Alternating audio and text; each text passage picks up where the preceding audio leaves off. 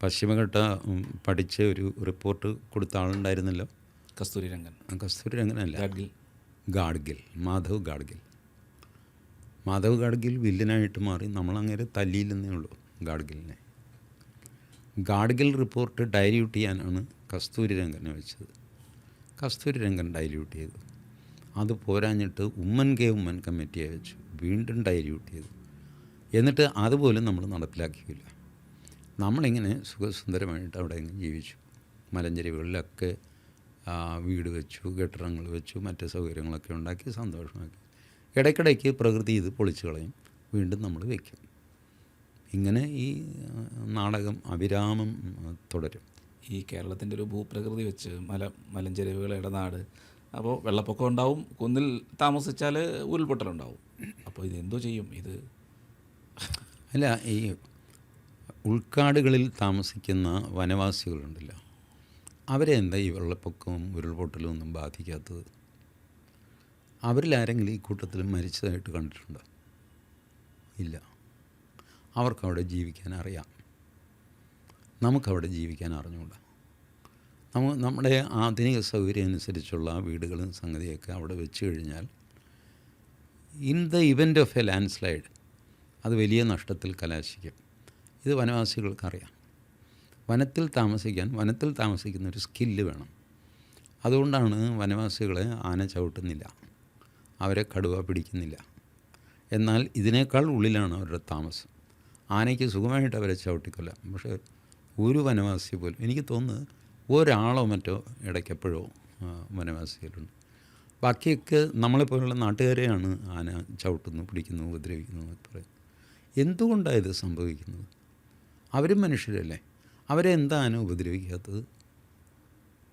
കാരണം അവർക്ക് ഇത് അറിയാം, ഇതിൻ്റെ നടുക്ക് ജീവിക്കാൻ. നമുക്കിതറിയില്ല. നമ്മൾ എറണാകുളമാണെന്ന് പറഞ്ഞിട്ട് ഇവിടെ പോയി കാട്ടിൽ പോയി താമസിക്കും. എന്നിട്ട് എറണാകുളം സിറ്റി നടക്കുന്ന പോലെ നടക്കുക, അതുപോലെ ബിൽഡിങ് വയ്ക്കുക, ഫ്ലാറ്റ് വയ്ക്കണമെന്നൊക്കെ ആഗ്രഹിക്കുക, ഇതൊക്കെ ചെയ്യും. ഇങ്ങനെ വന്നു കഴിയുമ്പോൾ പരിസ്ഥിതി മാത്രമല്ല, മൊത്തം പരിസ്ഥിതിയും പരിജനങ്ങളും നശിച്ചു പോകുന്ന സമ്പ്രദായം. ഇത് പറ്റില്ല. ഒന്നുകിൽ നിങ്ങൾ വനവാസിയെ പോലെ താമസിക്കുക, വനത്തിൽ താമസിക്കണമെങ്കിൽ. അതല്ലെങ്കിൽ നഗരത്തിലേക്ക് പോരുക. നഗരത്തിലെ ഫ്ലാറ്റുകൾ ഒഴിഞ്ഞു കിടക്കുന്നു. എറണാകുളത്ത് എത്ര ഫ്ലാറ്റ് ഒഴിഞ്ഞു കിടപ്പുണ്ട് വാടകയ്ക്ക് ആളില്ലാതെ.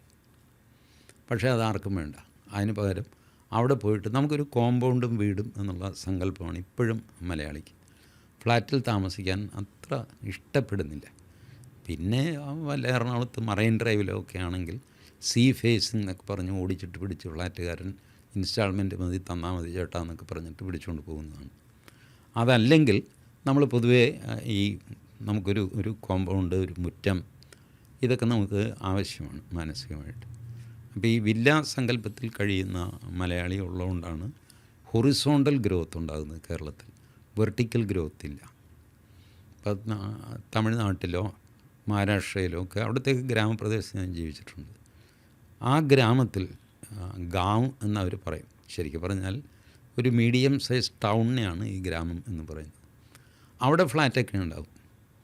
അത് കഴിഞ്ഞൊരു 40 കിലോമീറ്റർ വിശാലമായ പാടങ്ങളാണ്. പിന്നെ അടുത്ത ഗ്രാമം, അവിടെ ഫ്ലാറ്റുണ്ട്. ആളുകൾ വെർട്ടിക്കൽ ഗ്രോത്താണ്. പുതിയ താമസം പുതിയ ഫ്ലാറ്റിൻ്റെ അടുത്ത നിലയിൽ താമസിക്കും, അതിൻ്റെ അടുത്ത നിലയിൽ താമസിക്കും. അല്ലാതെ അവിടെ നിന്ന് പരന്ന് അവിടെ കോമ്പൗണ്ട് ഉണ്ടാക്കി അവിടെ വീട് വെച്ച് ഇങ്ങനെ പോവില്ല. അപ്പോൾ അതുകൊണ്ട് അവർക്ക് ഇഷ്ടം പോലെ സ്ഥലമുണ്ട്, കൃഷി ചെയ്യാൻ ഇതിനൊക്കെ സ്ഥലമുണ്ട്. അവർ താമസിക്കുന്നത് ഇതിനിടയ്ക്ക് സേഫായ ഒരു സ്ഥലത്ത്, ഉറച്ച തറയിൽ. അത് ഐഡൻറ്റിഫൈ ചെയ്തിട്ട് അവിടെയാണ് ഈ ഗ്രാമം. അങ്ങനെ ആ കൾച്ചർ അവർ ശീലിച്ചു. നമുക്ക് ആ കൾച്ചറില്ല. നമുക്ക് വീട് വെച്ച് പരന്ന് അങ്ങനെ പോകുന്നവരാണ്. ആ സ്വഭാവം നമ്മൾ മാറ്റേണ്ടിയിരിക്കുന്നു.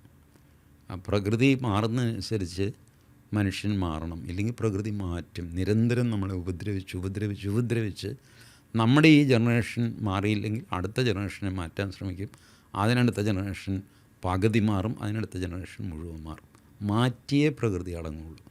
പ്രകൃതിക്ക് അഗൻസ്റ്റ് ജീവിക്കാം എന്നുള്ള നമ്മുടെ കാൽക്കുലേഷൻ പരാജയപ്പെടും, ഭീകരമായിട്ട് പരാജയപ്പെടും.